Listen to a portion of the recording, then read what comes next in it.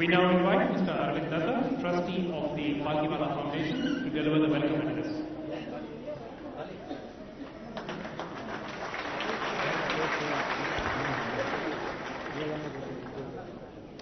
Good evening, everybody. Shri Narendra Modi, Shri Joe Ramaswamy, Shri Arun Shori, and my fellow trustee N.L. Raja. Let me first begin with a few sentences in Gujarati. પાલકીવાલા ફાઉન્ડેશનના સર્વ ટ્રસ્ટીઓ તરફથી આપ સહુને આ વર્ષના પાલકીવાલા memorial lecture માટે આવકારતા મને ખૂબ આનંદ થાય છે. અમારા ટ્રસ્ટમાં 10મો વાર્ષિકોત્સવ છે અને અમારા માટે ખાસ પ્રસન્નતાની વાત છે કે શ્રી નરેન્દ્ર મોદીજીએ આ વર્ષનું પ્રવચન આપવા સંમતિ આપે છે. I translate in English. On behalf of all the trustees of the Palkiwala Foundation, I take great pleasure in welcoming Shri Narendra Modi ji to the Palkiwala Memorial Lecture. This is our 10th anniversary of the trust, and it is a matter of special pride that Shri Narendra Modi ji has agreed to deliver the lecture. I shall now say a few words about our trust in English. Shri Nani Palkiwala passed away in December 2002, and a group of us started this Palkiwala Foundation as a charitable trust in 2003. Those of you who are young students may remember that Shri Palkiwala almost single-handedly saved Indian democracy by challenging several amendments that would have certainly destroyed our constitution. Indeed,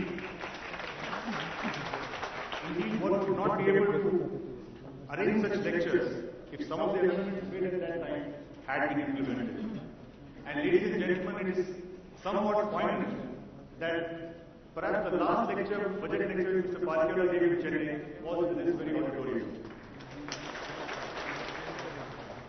It is also coincidental that Shri Joe Ramaswamy was a close personal friend, and he had presided over Shri Palkiwala's budget lectures. Sir, the Palkiwala Foundation conducts memorial lectures on important topics at least twice a year. Over the last 10 years, we have conducted 30 lectures on various topics that have covered economics, external affairs, law, medicine, and sports. To name a few, we have had lectures by Chief Justice Venkatachalaya, former Chief Justice of India, Dr. Raghuram Rajan, the present RBI Governor, Shri Arun Shori himself, and Lord Peter Goldsmith, the former Attorney General of the United Kingdom. At the height of the recent match-fixing controversy, we had a wonderful lecture by Vishnu Singh Bedi. Apart from lectures, we have set up the Palkiwala Center for Research on Constitutional Law in association with Madras University. This conducts programs for doctoral and postdoctoral students. We have also set up the Nani Palkiwala Arbitration Center, which conducts arbitrations, both domestic and international. Apart from this, each year, we conduct an annual essay competition in memory of Shri Nani Palkiwala. This is organized by the National Law School of India University and is today the most popular essay competition amongst all law colleges. Now, the question as to why this topic was chosen for this year's memorial lecture, which is our 10th anniversary. Our public debate has substantially centered on domestic, economic, and political issues. On April 15th, Chinese troops entered 19 kilometers into the strategic Daulat Beg Oldie area. As trustees, we felt that it was necessary to have a serious debate, not only on India's relations with her neighbors, but also with the world at large. We are therefore deeply grateful to Shri Narendra Modi ji for having agreed to deliver today's lecture, India and the World. We are also grateful to Arun Shori for addressing us on India's China policy, which is the subject matter of his new outstanding book. And our very special thanks to Shri Joe Ramaswamy for being present here despite his English limitations.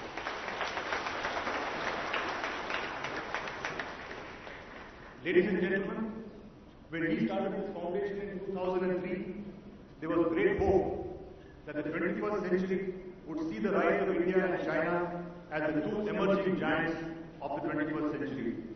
Unfortunately, in the last decade, we have not been able to achieve our goals.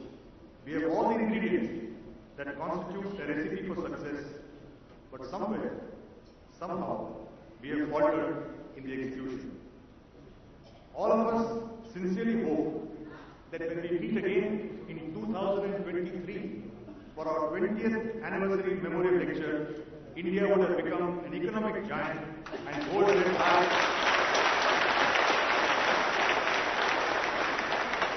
And hold their high amongst all the nations in the world. Thank you and Jai Hind.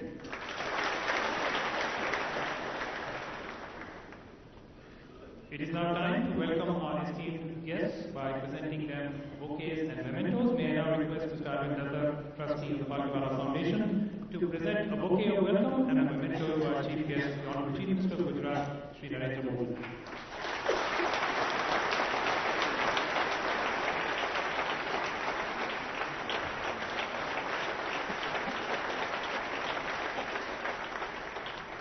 May I now request Dr. Durga Lakshmi, Registrar of the Nani Palkiwala Arbitration Center, to present a bouquet and a memento to Shri Arun Shourie.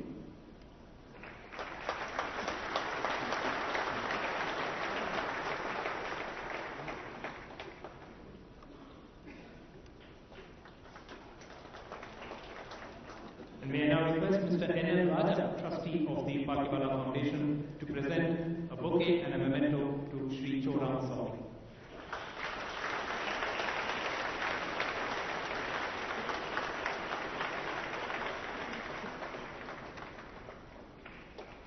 Our next speaker is an eminent editor, playwright, lawyer, actor, and former member of the Rajya Sabha. In a career spanning over half a century, he has left an indelible imprint as a man never afraid to speak his mind, and as one whose views have been respected by the ruling class and the public alike. Ladies and gentlemen, to present his address, please welcome Shri Choram Swami.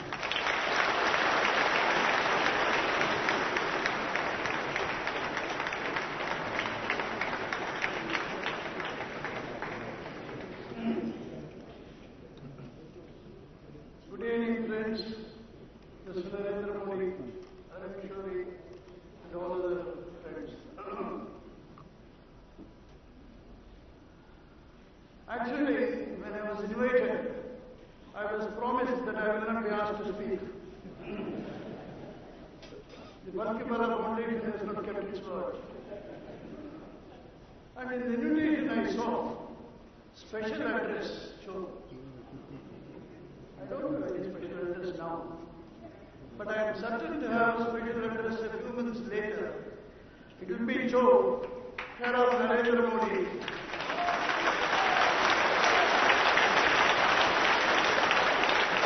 Honorable Prime Minister of India.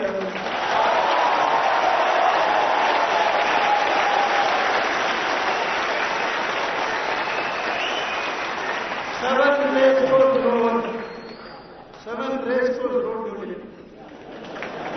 This is my special address, and with that I should shut down.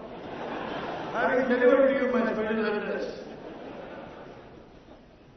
Arun Shourie has been a great friend of mine ever since the Indian Express days and even previously. And he has even participated in some of our annual functions. He has presented me a copy of his book, Ravia, and with the best regards, Arun Shourie. But the last line of the book says, it is not applicable to me, because he says, the Chinese leadership is so talented in everything that it runs, whereas the Indian leadership is not so. This gap must be bridged, and everyone should be aware of it, as if his hair are on fire. So obviously it is not meant for me.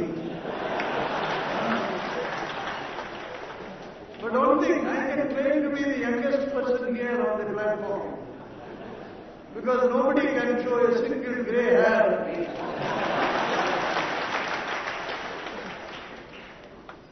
Shri Narendra Modi is God sent to us now at this juncture.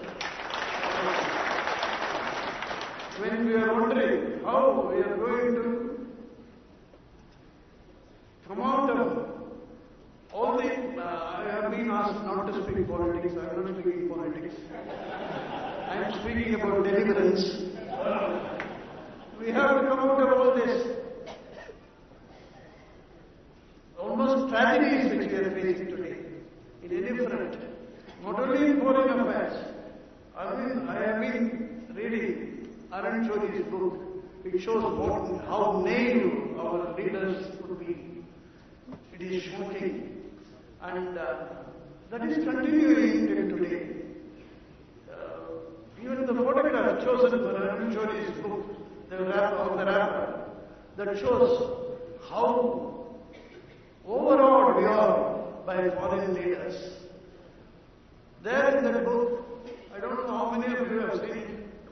Manmohan Singh is shown walking like this.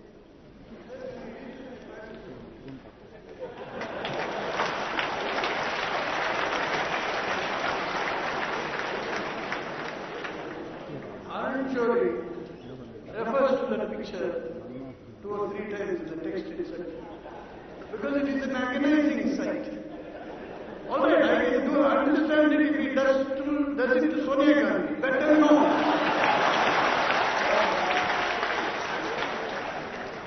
I am not speaking politics.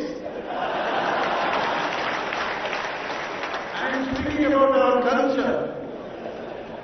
And Arun Chori is one of the finest journalists India has ever produced.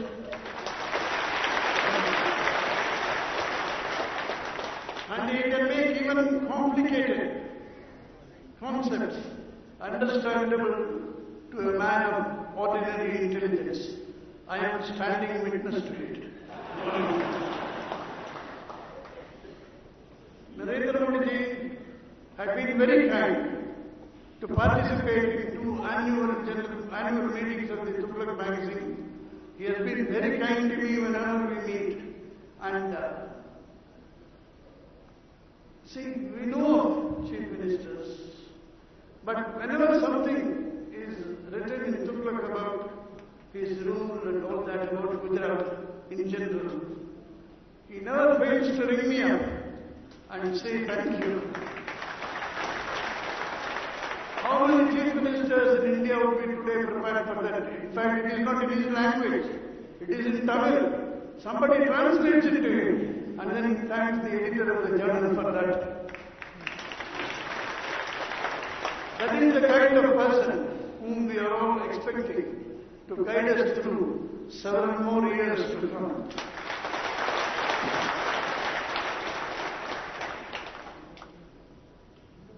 Now that he has been nominated as the Prime Ministerial candidate of the Bharatiya Janata Party, he is going to be the issue. This election, he is the issue. All other issues are going to the background. He will be the issue and he will win not only his election, not only the government, but laurels for India in the future. Thank you very much.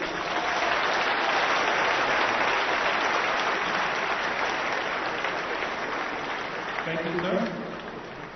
Shri Arun Chori has recently brought out the book Self-Deception, India's China Policies.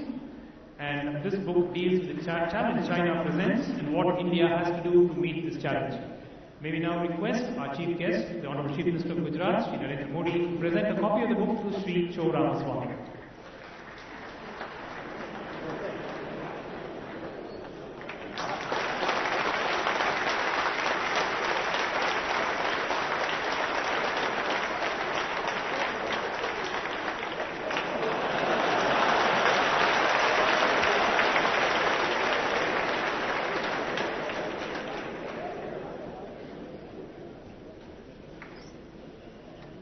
Our next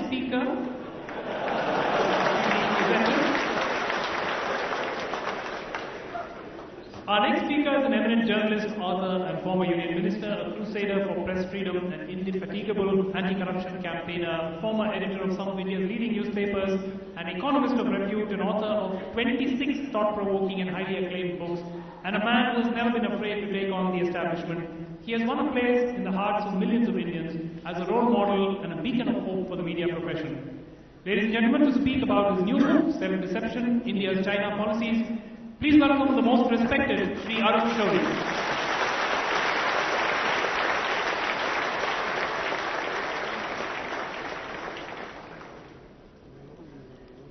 Mr. Narendra Modi, Mr. Arvind Datta, my dear friend Shri Ramaswamy, Mr. Raja, and dear friends.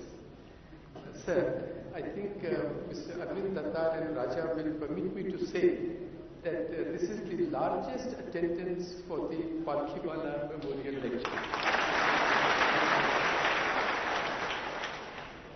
And certainly there has never been a book function which has so many persons. So this is Narendra Modi's adult education program. And I do not know what his presence is going to do to the sales of the book, but I know that it is going to increase my market cap. Sir, the book is quite critical. It starts from the cover itself. Therefore, I have to say something very important. And Narendra Bhai will permit me to say this. Please, the fact that he has been gracious enough to come does not mean at all, and the media should not take it to mean that he endorses anything in the book or anything that I am going to say. Because you see, he is in such a position today, as Joe just told us, shifting his residence, that every word he says is now, scrutinized. So if he uses the word today, soft power, in the evening discussions, and every embassy will say, did he put emphasis on soft or on power? Or on both? The nation wants to know.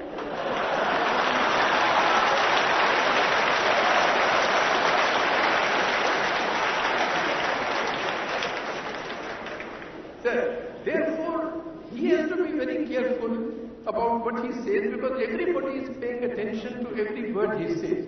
But Joe and I are in the happy position that we can say anything because nobody pays attention. Sir, the next year, 2014, is going to be a decisive year for India. And the year in which we are going to be so preoccupied with ourselves is also going to be a year of great vulnerability for India. Americans will be withdrawing, actually in defeat, from Afghanistan. To make sure that their defeat is not a rout, they have convinced themselves that they need Pakistan. Therefore, Pakistan will have greater freedom to begin even greater activity in India. And actually speaking, they have no other way of dealing with the monster which they have created except to deflect it back into India. And nobody, and certainly not the Americans or others, would be able to put pressure there. And those who follow these things, Narendra Bhai, closely, as on atomic power, they can tell you in private that already the pressures are increasing. Because Pakistan's only interest is, you want to show your goodwill, first do something about India. So it is that kind of a situation that we are going to face. That does not mean that there is gloom and doom. There are great opportunities also. After all, every other country which has gone into Afghanistan has got bogged down. It is quite likely that Pakistan will find itself in the same position. The coalition today which is against the Taliban in Afghanistan is much broader than it was in the earlier round. And similarly, the Taliban itself is not just the instrument that it was in the past. They have a real design. Last time when they were in office, they were a Pakistan-supported government. But they refused to accept the Durand line. The 100-year period of Durand line had gone. So they said, no, we do not accept this border of Afghanistan with Pakistan. Actually, our border goes up to the Indus. So Pakistan will be in great difficulties. There are opportunities for us. But we have to stand up to take care of the opportunities. That is the problem, that we are not in this, and we must. Narendra Modi has a phrase, "Nayi soch, nayi ummeed." A new way of thinking and new hope. But actually the new way of thinking is the basis for the new hope. Because hope is not policy. We keep crying, sir, as you know, oh, Chinese are going to divert the Brahmaputra waters to North China. They are going to do it. They have engineering books on that. But we should also think that Pakistan's entire cotton crop depends on the Kabul river's water coming into the Indus at. So why should we not encourage Afghanistan to store the water in Afghanistan? And then see what happens to the biggest export of Pakistan, which is cotton. So you have to think new in this way. The immediate problem is Pakistan, but it is a manageable problem. They are single-minded, they have a very professional organization in the ISI, but they have great problems, and therefore the amount of harm that they can do to India, sir, is limited. But China is a much bigger problem, and unfortunately, we have allowed the gap between China and India to grow dangerously wide. Then the Bible remember that just in 1980, 30 years ago, our per capita income was higher than that of China. Today it is 4 times higher. And economic power is being translated into military might and into diplomatic influence. So that is the challenge we have to meet, and as Cho was saying that the summary of the book is on the cover when Dr. Manmohan Singh. I hope that my cover will dissuade him from doing it again. Now, sir, he's there again. But there is another summary of the book, and that is the solution. It is the heading of the first chapter and the heading of the last chapter. These are 2 sentences from the Granth Sahib. The first chapter is Bal Chhutkyo, Bandhan Pade, Kachu na hot upay. When strength wanes, shackles tighten, nothing works. And the second stanza begins, and that is the heading of the last chapter, Bal hove, when strength is there, Bandhan kate, the shackles snap, sab kuch hot upay. Whatever you do will be a strategy. So, बल छुटकियो आज की तारीख बल होवे जब नरेंद्र मोदी आवे.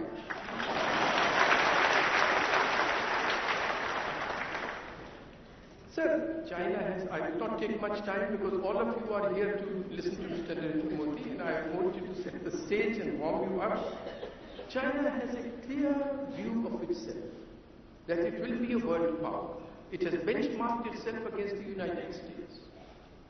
And it is getting there. It has a clear view about India, that this is a potential nuisance which must be kept busy within South Asia. And therefore, as one of their maxims is, murder with a borrowed knife, not your own knife. Then people will go after that. So, they will arm and they will motivate Pakistan, which is naturally in this regard. And third, they have, sir, there's a book of 1902 by a Chinese writer, which says that the Indians are the only people in the world who do not mind losing territory.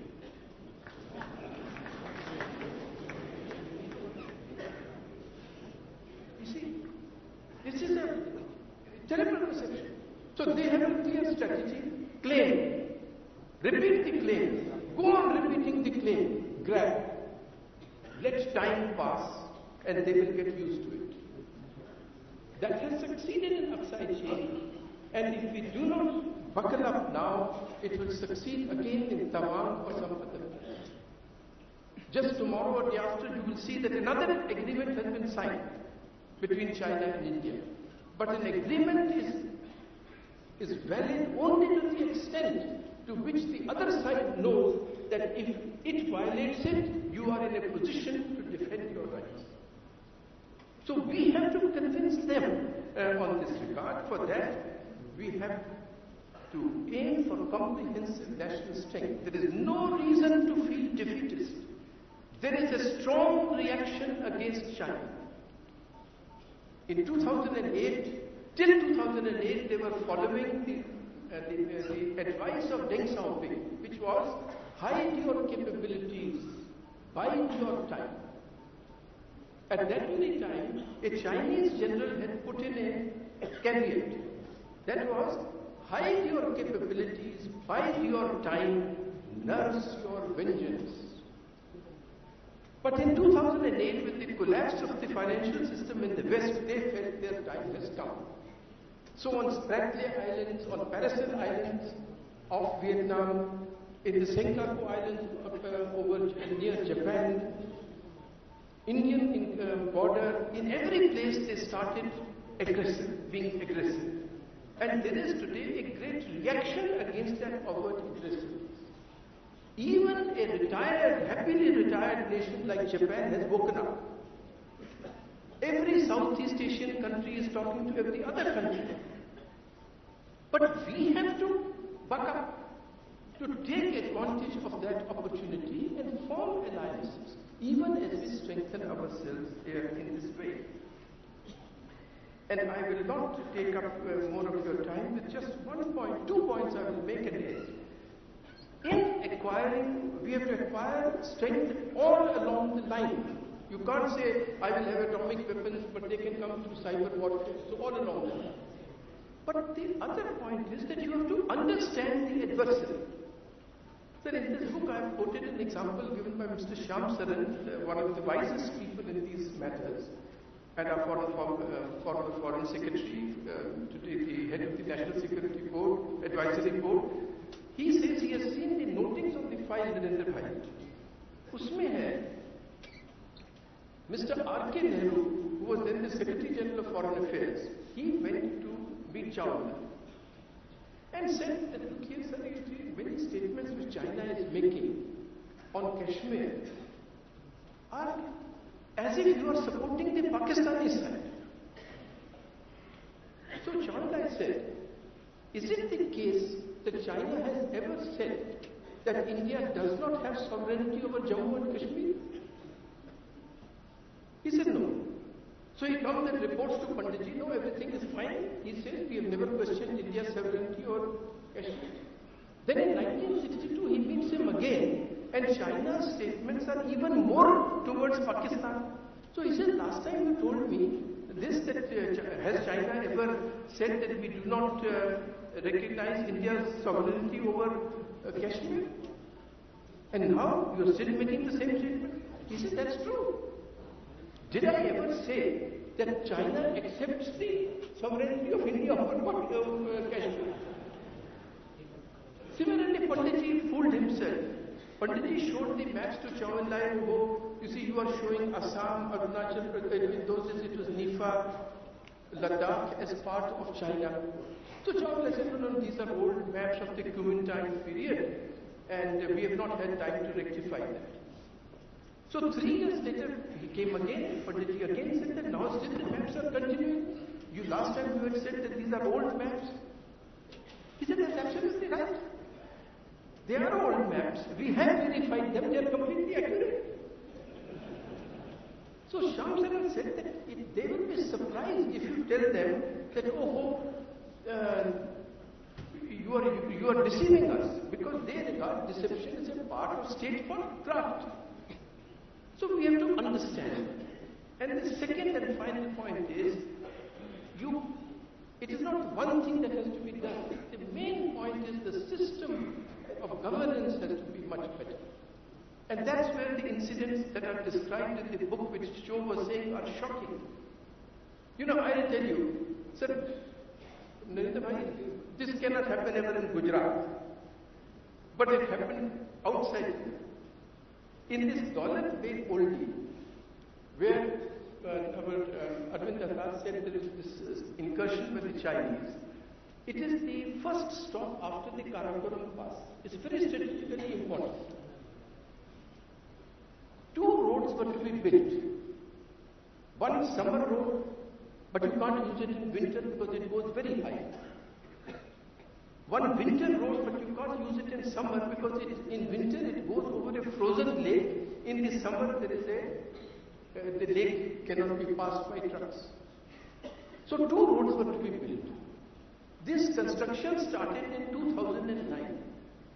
In 2010, a civil engineer, because the Border Roads Organization is split between civilian and military engineers, started filing complaints.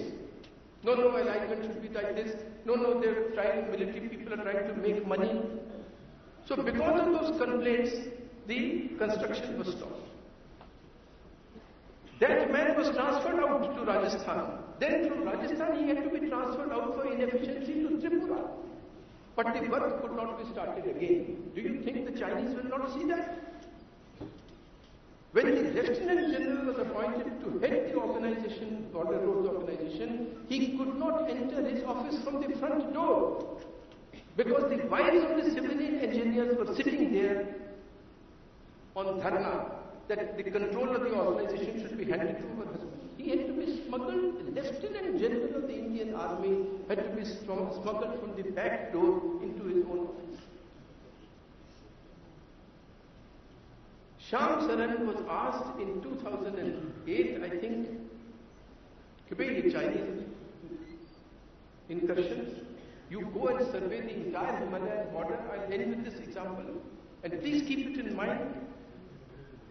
Survey the entire, where have we to build roads? 73 points were identified as to what is the condition of the road, what has to be done, etc. And Daulat Beg told him, Shyam Saran ki report ka kya hua? What happened with the report of Shyam Saran? So where is the report? Ministry of Defence could not find a copy. Border Roads Organization could not find a copy. Shyam Saran was such a good officer, he is such a good officer that he had not kept a copy. Is this the way to fight China? Narendra Bhai, when you come to Delhi, you will see that now we are sitting here for 25 minutes. In Parliament, you will never see them quiet like this for 25 minutes. So they say, no. So defense budget has not been discussed in Parliament ever. So they say, no, don't worry about Parliament. It is the standing committees. It is in standing committees it is done. So do you know, sir, who is the head of the standing committee of defense of the Indian Parliament? The great geostrategic thinker, India's Henry Kissinger, Raj Babbar. And before him was that small god man called Satpal Maharaj. So we require governance, we require persons there. No organization can be made a Gaushala, a Pinjarapur, a shed for derelict cattle. No. We require persons in every place of commitment, of integrity, of competence, and with only one interest to serve, that is the national interest. In one word, we require Narendra Modi.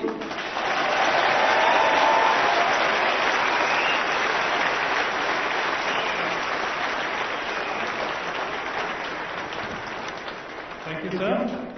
Ladies and gentlemen, it's now time for the Nani Palkiwala Memorial Lecture. Delivering the lecture today is a man who rose from humble beginnings to reach great heights. The longest serving Chief Minister of the state, Gujarat, his name has today become synonymous with good governance, a strong leader with a focus on development. He has become a symbol of hope for a better future, not just for the people of Gujarat, but for the entire country. Ladies and gentlemen, to deliver the Nani Palkiwala Memorial Lecture, India and the world, please welcome, put your hands together for Shri Narendra Modi.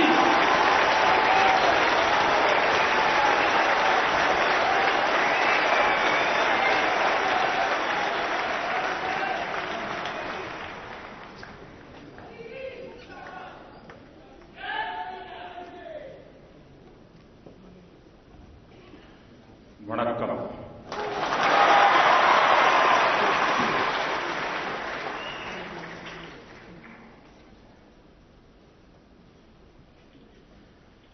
Shri Arun Shauriji, Shriman Cho Ram Swamiji, Shri Arvind Dasar जी, अरविंद जी हमारे गुजरात के दामाद हैं,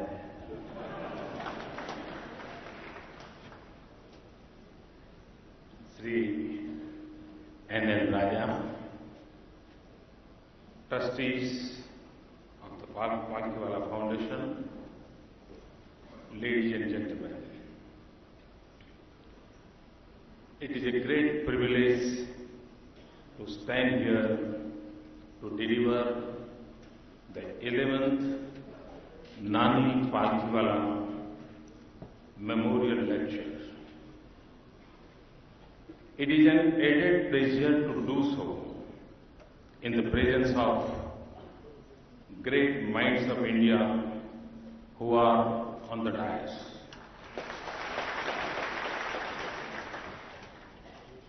Thanks the trustees for inviting me for this task. Although I am not a person of the field of which he was leading light. Friends, as you know, Nani Palkiwala was a leading lawyer and an expert on taxation and budgetary matters. But to my mind, his biggest contribution was in upholding the Indian Constitution. Sometimes I think that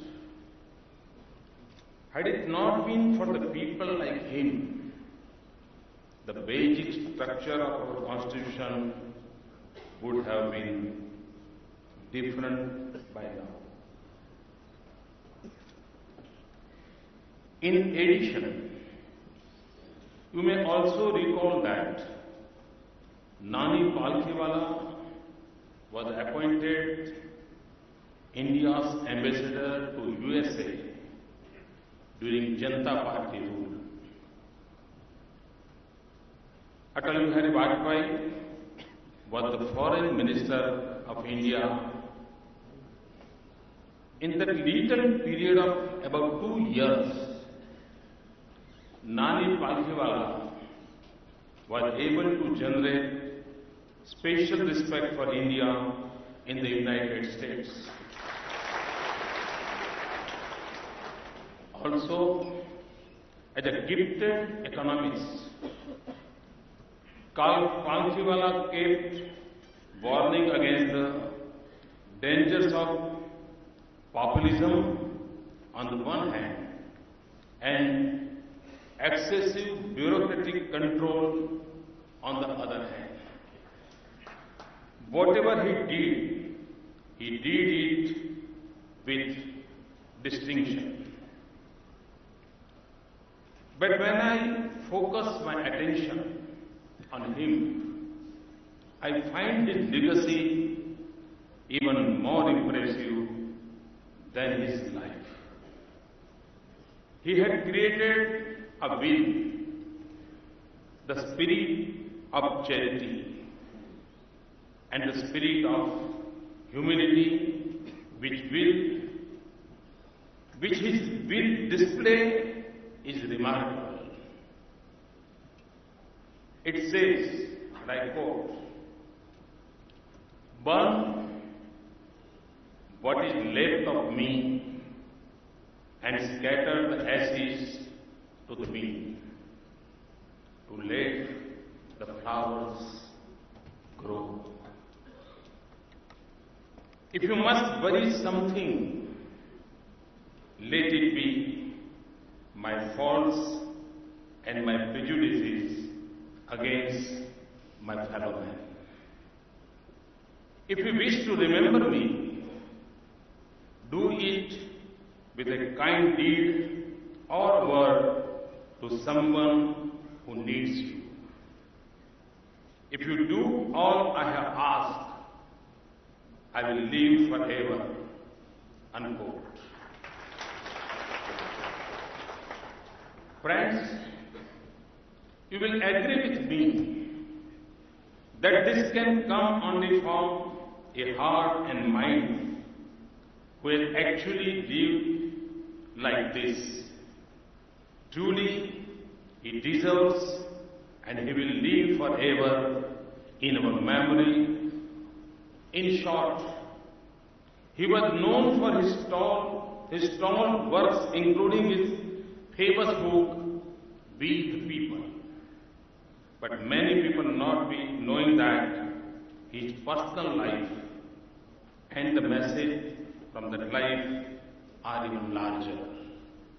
I pay my tribute to this great son of India on this occasion. Today, I have been asked to speak on the topic India and the world.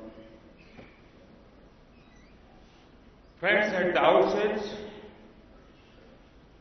I feel that we are lucky to be born in this country. It is said in our scriptures that India is a land where even the gods want to take birth. And we have seen gods being born on this soil. Our scriptures have also shown us the way how we should relate with the rest of the world. The path is Vasudhaiva Kutumbakam. It's the guiding principle for us for dealing with the world. When we start treating the whole world as a family, the ways for dealing with each other become smoother and smoother. The manner and the message of India for the world is of peace and harmony.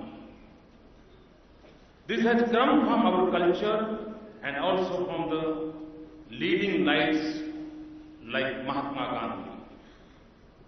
Gandhiji gave importance to the moral dimension in the conduct of person as well as nations. That is why even India's freedom struggle was not just about gaining India's freedom from British rule, but Gandhiji made it a part of a wider global anti-colonial movement. All these principles will have to continue to shape India's foreign policy even today. These are our foundations which we cannot and should not dilute. In fact, this was the bond with which India and Africa fought together. This was the bond with which Gandhi and Khan Abdul Ghaffar Khan fought together.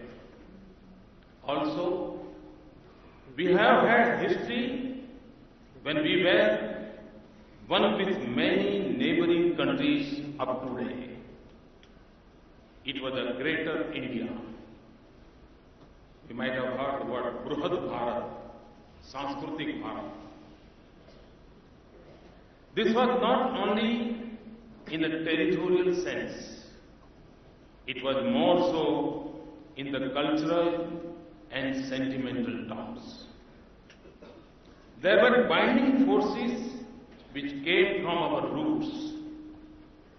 The policies during the British rule divided us internally as well as internationally. In fact, after independence, the first task should have been to collect all those threads and weave a harmonious neighborhood. But unfortunately, we lost 60 years. Friends, with this background, I would list out a few ideas on which our foreign relations should be shaped. Our deep-rooted beliefs and our culture should be the foundation. India can offer a lot to the world and can become the alchemist of the world. Today, the whole world is living under insecure and unstable conditions. This applies to the people, society, and also nations. This instability basically arises from relationships. It arises from the lack of our capacity to understand and accept the viewpoint of the other.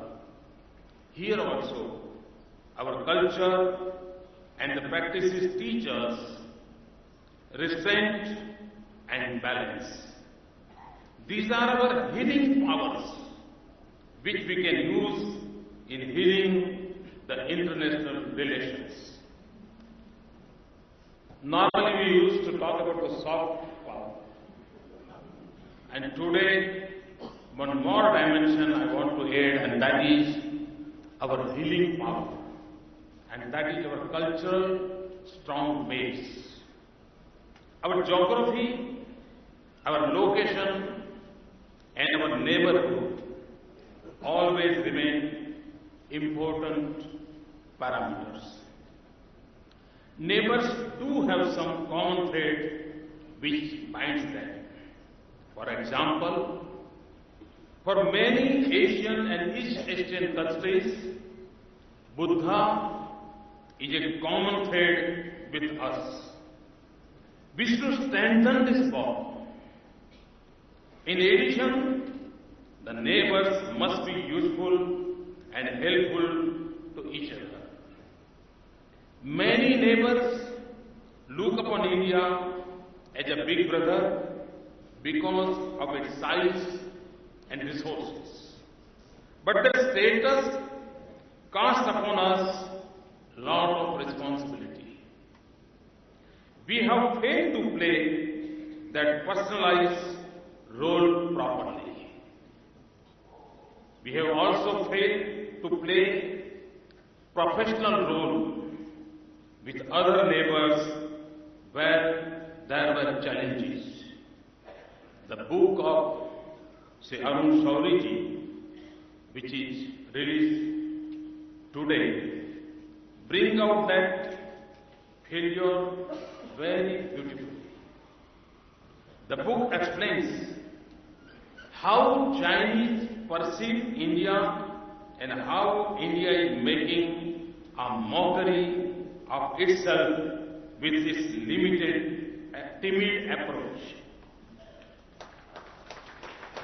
Self-deception is a right title of the book, and the cover page itself clearly reflects India's policy towards China. The Arunji was talking to me that he met Dalai Lama, and when he saw this picture, and he laughed and he said, "Yes, this is the policy of India." How allow China to dominate India across international policy? Thus, we remain insensitive where we needed to be sensitive. And we remain weak where we needed to be strong. The same policy is unfortunately continuing even today. Friends, the other pillar of our foreign policy should be our strategic and security interests. I think for the first time, it was Shri Atal Bihari Vajpayee who showed us the way in this regard. He pursued both Shakti and Shanti. He conducted nuclear tests and declared the nation as a nuclear weapon power.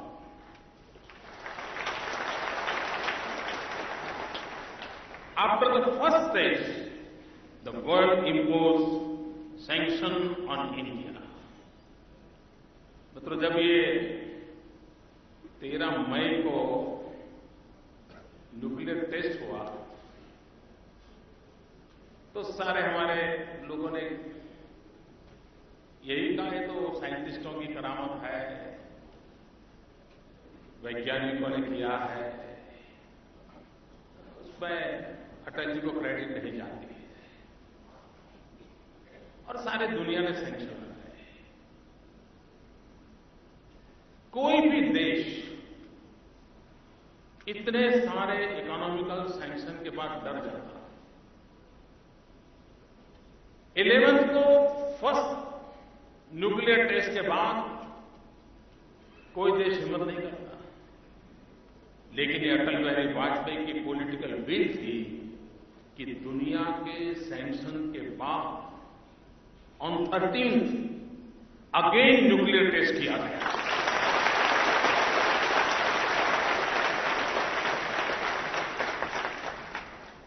और जितनी ताकत 11th के nuclear test में दुनिया को message देने की थी, उससे ज्यादा ताकत 13th के न्यूक्लियर टेस्ट में मैसेज है। It shows the political will. It shows the leadership quality. It shows the commitment to the country's security.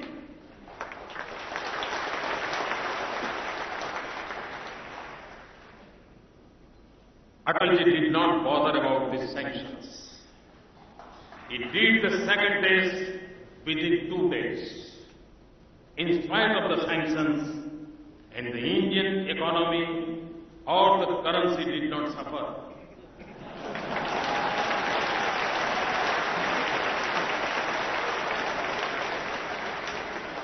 Today our rupee is in ICU.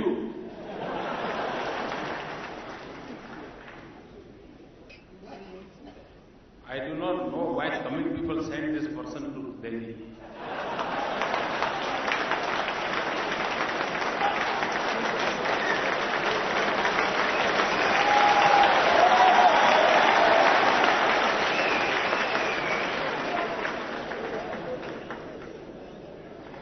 Friends, currency did not suffer. Inflation was under control. During Atalji's regime, price rise was not an issue at all. The price rise was under control. Though it was also a time of natural calamities like droughts and cyclones. We must remember those periods. At the same time, he also committed to the world for no first use of nuclear weapons. Here it shows the Shakti Upasak and Shanti Upasak. And this is not a small decision. Yes, I have, but no first use. And it requires a courage to take this type of such a bold decision. And he did it. He was able to immediately convince the countries like Japan. We know Japan is very, very sensitive as far as nuclear weapons are concerned. But it was Atalji who could convince even Japan. That shows political will. That was the success of diplomacy. Atalji could do this because within the country he had full confidence and support of the people. This is what is required when we talk of strategic interests. Unless and until you don't get the support from the people, simply you are a Prime Minister, you cannot do anything.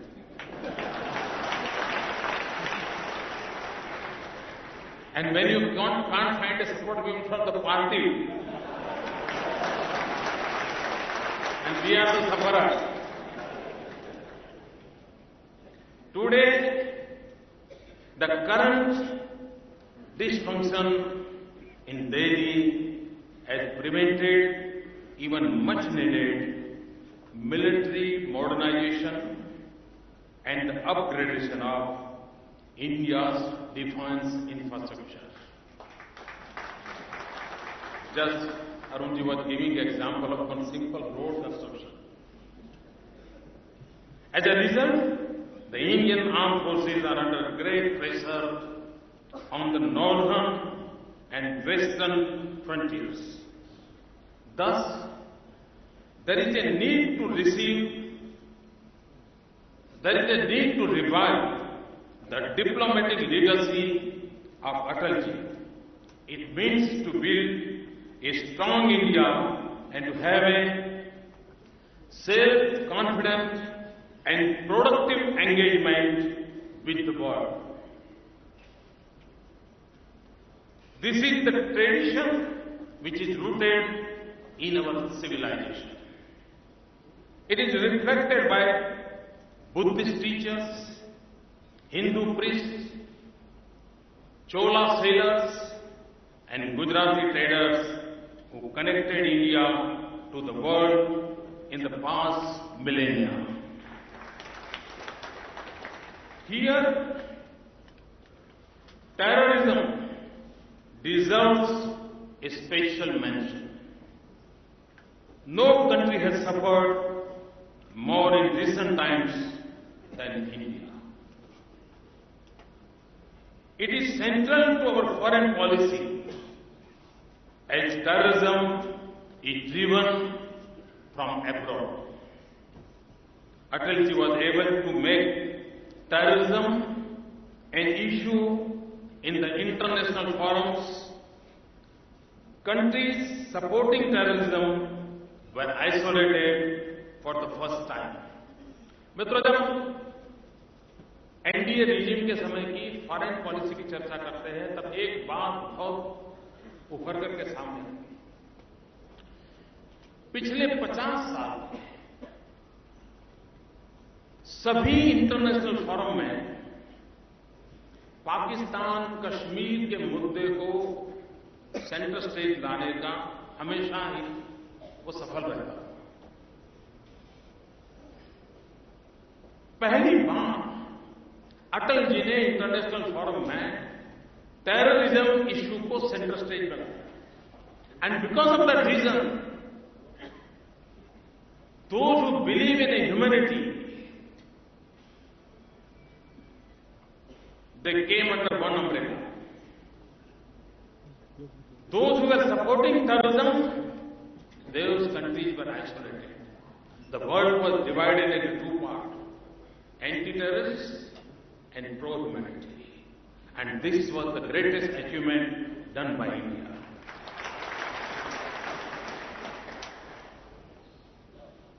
However, in the recent past, our response has been weak.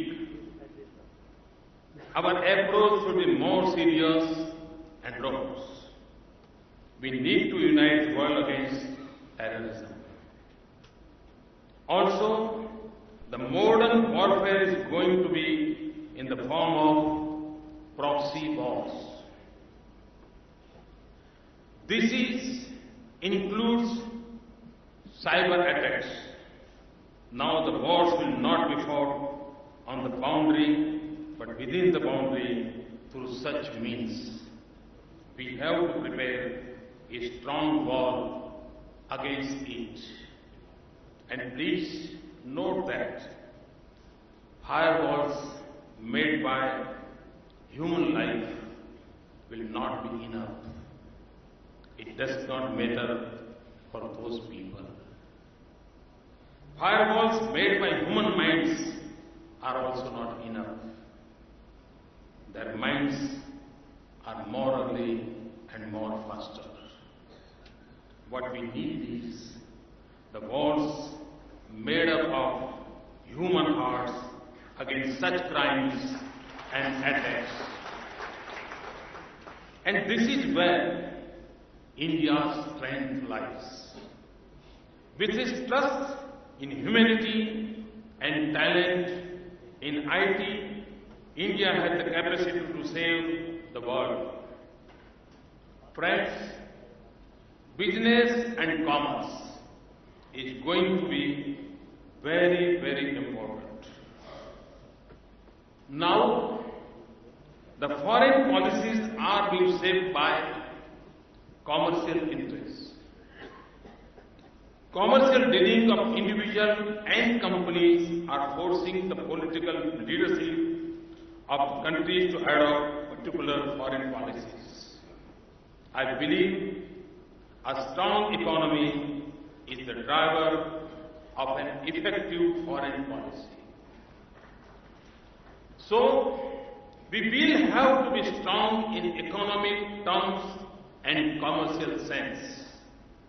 We have to put our own house in order so that the world gets attracted to us. Our foreign trade should be favorable with more exports. Moreover, our products should be demonstrate quality.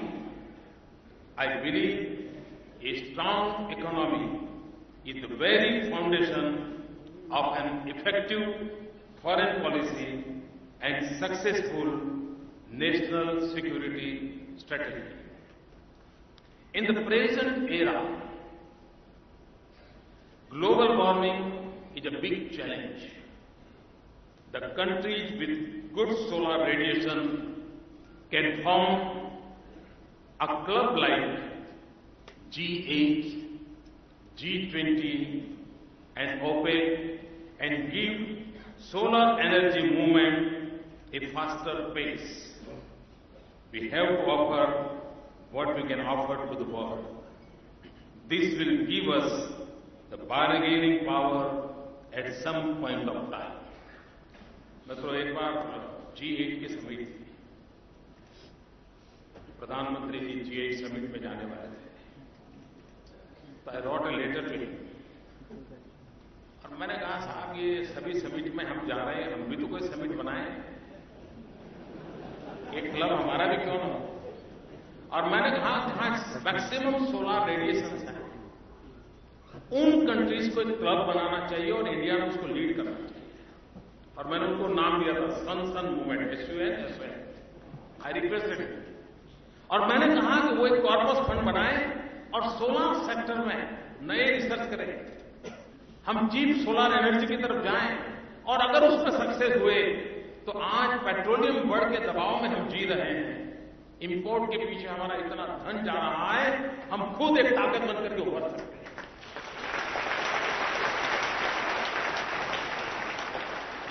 लेकिन आप जानते हैं क्या हुआ होगा? अब देश जान गया है, सबको पता है क्या होता है। The last point which I consider very important in today's scenario is what we can give to the world. तो एक बात माननी पड़ेगी, दुनिया को अगर लगता है कि हिंदुस्तान से हमारा कोई फायदा है, तभी तो दुनिया हमारी तरफ मुड़ती है। और ये दुनिया के संबंधों का बड़ा सीधा सीधा हिसाब है। Friends, we are living in a time when relationships are based on give and take. So, we have to think how we can be useful to the world. How can we create an India where the world is forced to come to us? India to have prominence in the global affairs as to create institutions and intellectual property. This would be our soft power. In ancient time, we know that Nalanda, Takshashila, and Vallavi were such examples. Today, many countries are using India's medical facilities. Medical tourism to India must be promoted. Indian yoga, our Ayurveda, and our holistic healthcare are our old strength. Similarly, our old heritage is a strong power. Places like Varanasi can influence anyone if placed and projected properly. We all know that tourism is a huge economic activity in the present age. मित्रों, दुनिया में माना जाता है कि करीब $3 trillion का business tourism का उसका आकलन हो रहा है। अगर $3 ट्रिलियन का इतना बड़ा ग्लोबल बिजनेस है, तो इतने बड़े इकोनॉमिकल एक्टिविटी में वेयर वी आर। और इसलिए मैं कहता हूं, जब इंडिया एंड वर्ल्ड की बात करते हैं तो टूरिज्म में भी दुनिया को जोड़ने की बहुत बड़ी ताकत होती है। Moreover, it promotes understanding among people and nations. And मित्रों, this is my conviction that terrorism divides, tourism unites.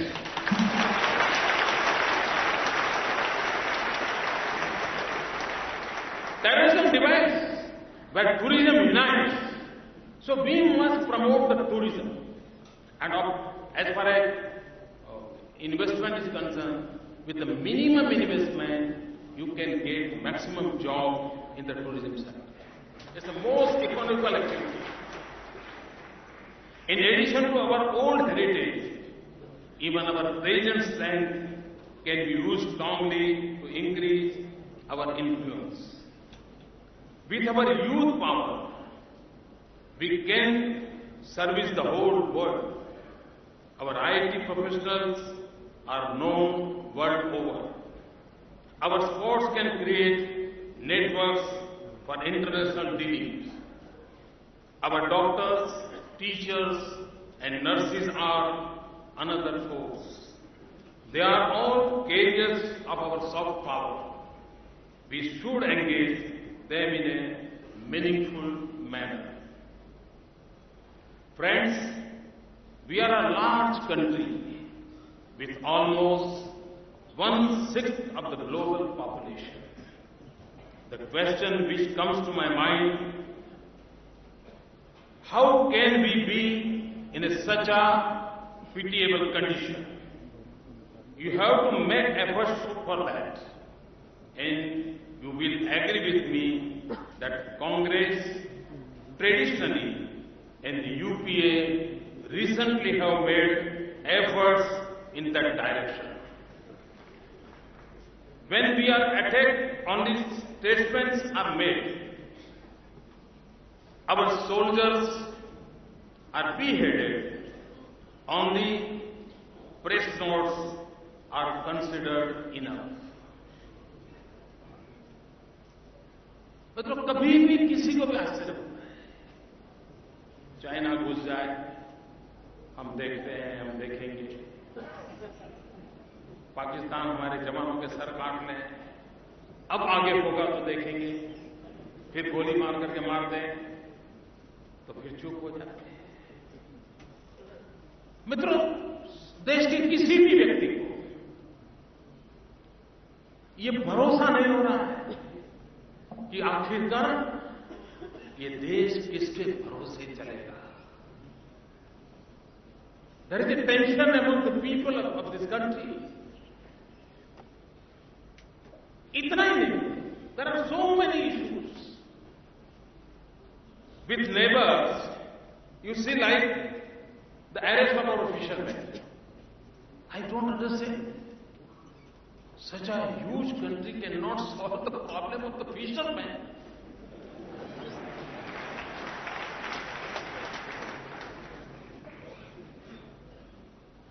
All this is happening because there is no seriousness. Our foreign minister, that's what a shame. Our foreign minister reads the speech of another country.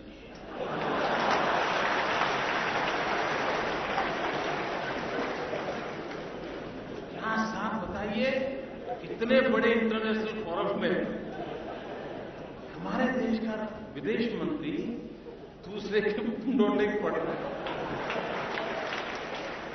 3-4 page पढ़ने के बाद पता चला कि मैं तो हिंदुस्तान का विदेश मंत्री हूं।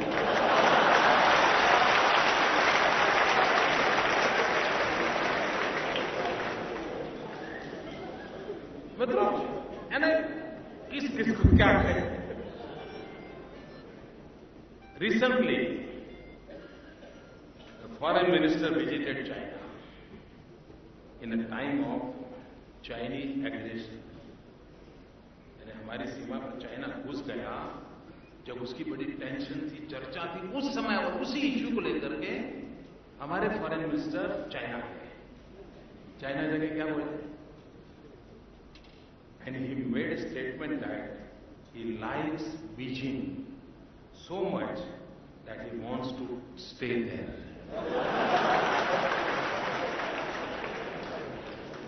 ये हिंदुस्तान के फॉरेन मिनिस्टर के पराक्रम है। चाइना आपके यहां घुस जा रहा है, आप बातचीत करने के लिए गए हैं और वहां कहते मुझे बीजिंग इतना अच्छा लगा, मैं वहीं रह जाऊं। काश ऐसे लोग वहीं रह जाए।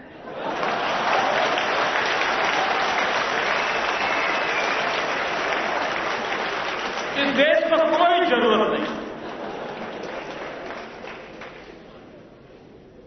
क्या मेरे देश का विदेश मंत्री बीजिंग की आरती उतारेगा क्या?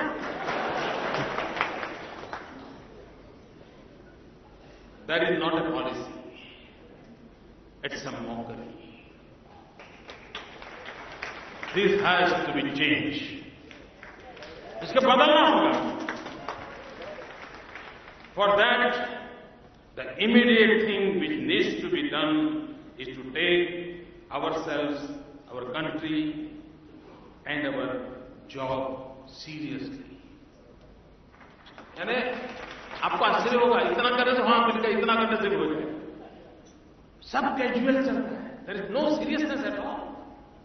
They don't think that these are the issues. Secondly, to show to the world that India is vast and India is powerful. India is not just a Delhi. Note down. India is not just a Delhi. Foreign policy has to be driven by people, not big politicians sitting in Delhi. A time has come when the cultural and economic strengths of different states have to be leveraged for building our global position. It was because of local initiatives that our predecessors developed relations with foreign countries. States have to be encouraged in partnering with foreign countries.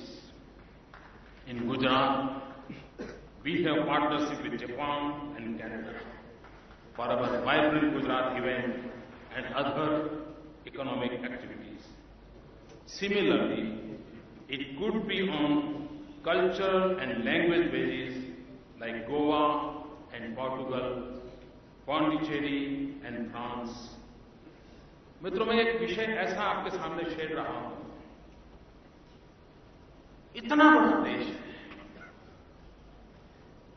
हमारे विश्व के साथ संबंधों का संबंध क्या सिर्फ external affairs ministry से होगा क्या? Is it possible? Is there any role of the states? Nowadays, we see that our states, by and large, the mainly functioning body, but we don't have any responsibility in our global relations. I have a few suggestions. अब जैसे मान लीजिए हम सोचिए कि हमारे करीब 30 राज्य हैं, एक राज्य को एक देश दिया जाए कि भाई तुम उसको संभालो, वो संभाल सकता है नहीं संभाल सकता है? अगर तमिलनाडु को कहा जाए to take care of one country in the world, can they take care of now? 30 vote तो आपके पक्के हो गए। ग्लोबली 30 कंट्रीज के साथ आपका घनिष्ठ रिलेशन इन स्टेट के कारण बन सकता है, और फिर उस स्टेट के अंदर जिस देश के साथ उसको जोड़ा हो उसके लैंग्वेज क्लासेस चले, 500,000 टीचर्स उस लैंग्वेज को जानने वाले तैयार हो, तो हमारे 30 राज्यों में 30 देशों की लैंग्वेज जानने वाले अगर 500 टीचर्स तैयार होते हैं, आप कल्पना कीजिए दुनिया में कितनी बड़ी ताकत है। बहुत ही, और ये कोई कठिन काम नहीं है, कठिन काम नहीं है। सवाल है vision, strategy and will to implement. आप कर सकते हैं।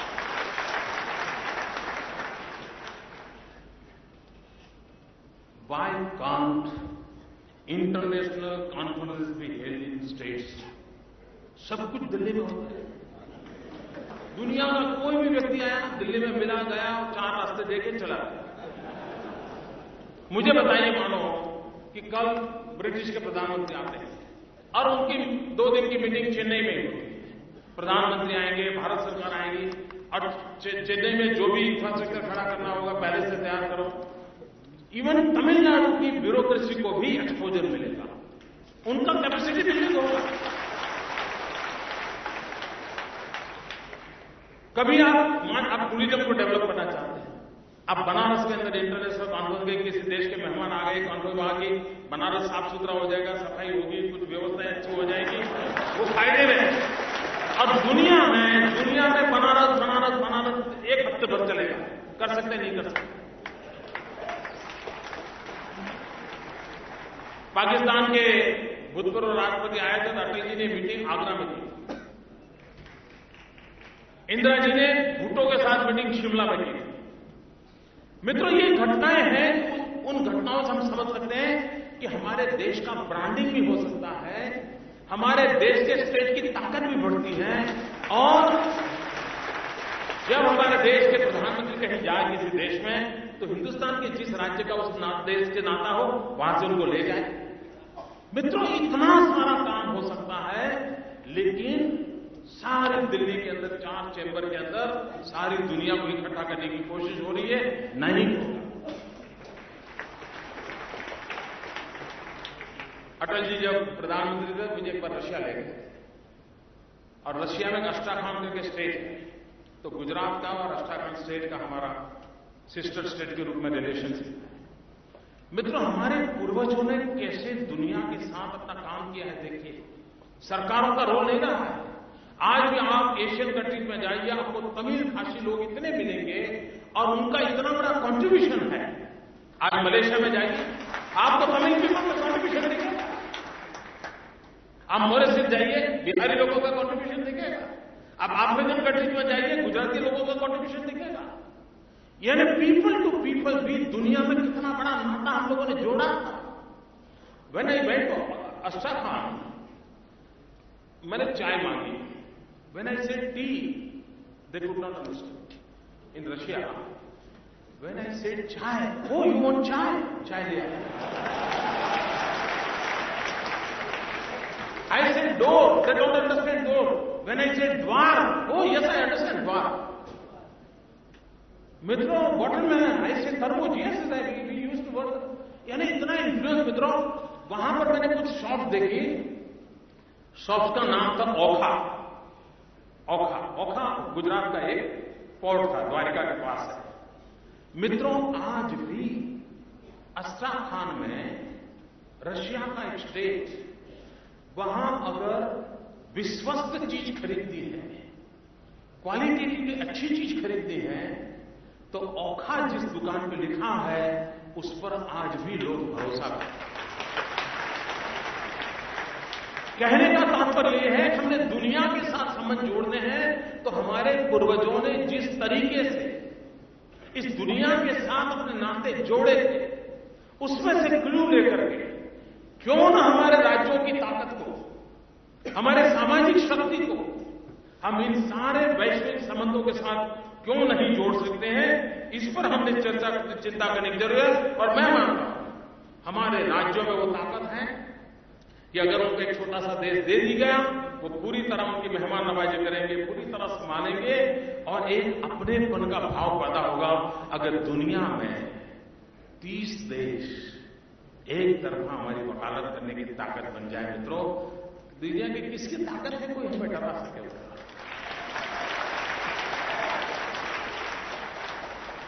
Similarly, our people are then in almost all countries. Indians abroad have been a strength for our nation. They are our biggest ambassadors.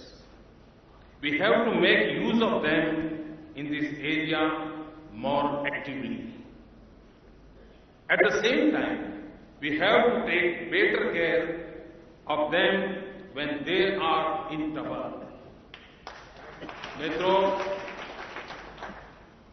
दुनिया के किसी भी देश में रहने वाला हिंदुस्तान का व्यक्ति, आज उसका पासपोर्ट का रंग कोई भी क्यों न हो,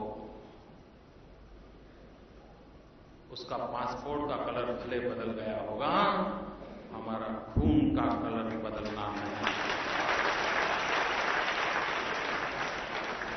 हमारा खून का रिश्ता नहीं बदला जा सकता। पासपोर्ट का कलर बदला जा सकता है, उस पर स्टैंप किसी और देश का लग सकता है, लेकिन अगर वो ओरिजिनल इंडियन है तो हिंदुस्तान की जिम्मेवारी होती है कि उसके रक्षक के रूप में देश ने अपनी ताकत दिखानी चाहिए। At the same time, again I repeat, we have to take better care of them when they are in trouble, like the Tamil in Sri Lanka.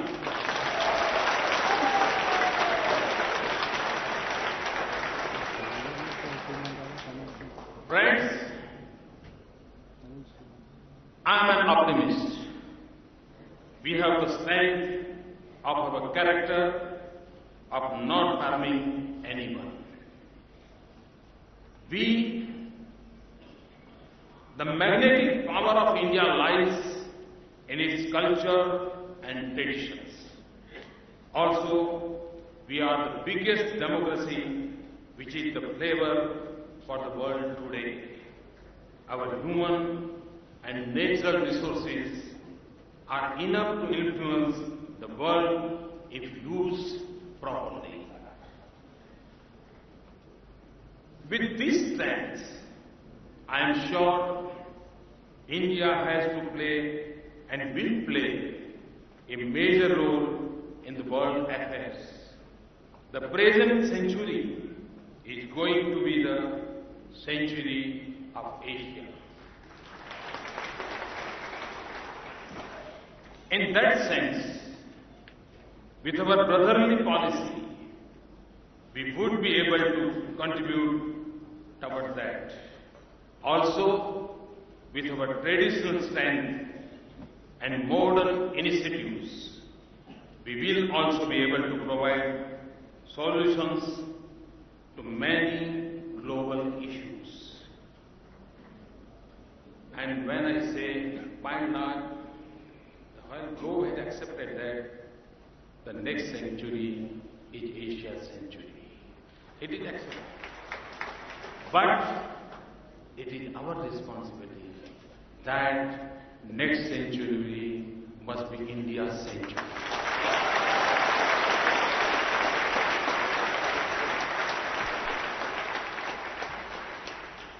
And we will have to perform.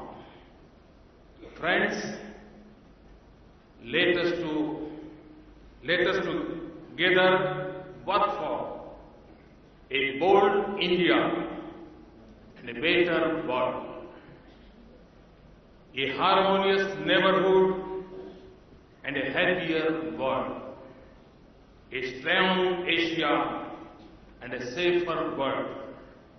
My personal conviction is that India can play a major role, and we must take oath that 21st century must be India's century. Thank you very much. Thanks a lot.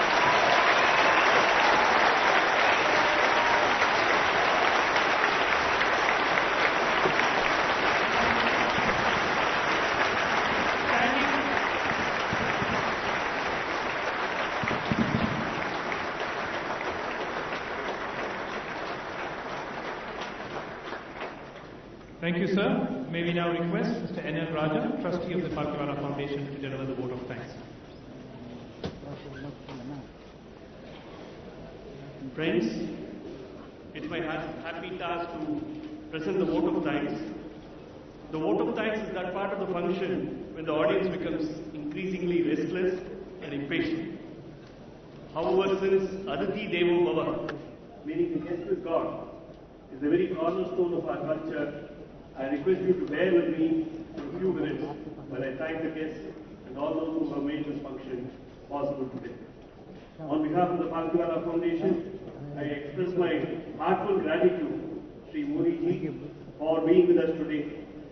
In ancient times, Greece had Demosthenes and Rome had Cicero. It is said that when Cicero spoke, the audience said, "What a great speech." But when Demosthenes spoke, they said, "Let us rise and march." You can never listen to a speech by Shri Modi ji and sit back and merely say, "What a great speech." Because each of these speeches impels the audience to rise and march, and today we have a complete example of his oratorical skills. He has delivered today not merely a great speech, but a historical one. We are thankful to you, sir, for your cooperation in making this function possible. आपनो हमारी तरफ से अंतःकरण पूर्वक आभार. It is said that a human being is his own greatest deceiver, since what he wishes to be true, he generally believes to be true. Not only the book released today, Self-Deception, India's China Policies, by Shri Arun Shauri, but many of his earlier books are designed to hold us by our shoulders and shake us out of our sense of self-complacency and self-deceit and make us take a hard look at facts. You understand the full meaning of the phrase, "The devil is in the detail," when you read his books, and his latest book is one more in the long line of his glorious works. We thank you, sir, for your presence today and participation at this function, and we do hope to see you more often at Chennai. Ancient India had wise commentators like Kautilya, and in modern times we have Sri Joe Ramasamy. His wit, ready repartees, thought-provoking analysis of current political affairs, his unchallenged and unchallengeable sense of patriotism make him truly a unique legend. The question and answer section of his reputed magazine Tuklar, I may assert, is the first section that any reader of Tuklar reads. I'll give you a sample to highlight why this is so. After Sri Sadasivam passed away, Bharat Ratna M.S. Subbulakshmi became almost a recluse and would hardly even step out of her house. It was at this time that the government of India presented her with a free train pass to travel all over the country. Sri Cho's comment was invited on this gesture of the central government.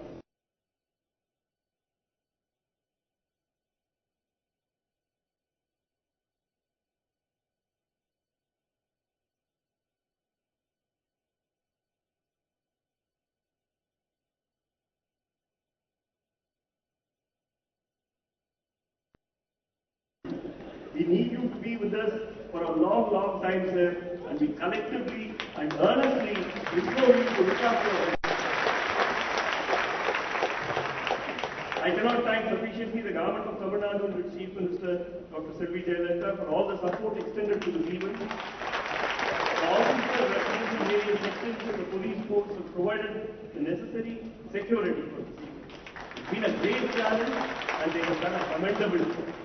I will be failing in my duty if I do not thank Mrs. Nirmala Prasad, Principal, MOP Vice Principal. Nearly 20 of our young and college students and the young volunteers in this function have literally worked day and night to make this function a success. And I thank her from the bottom of the heart as also each of these volunteers.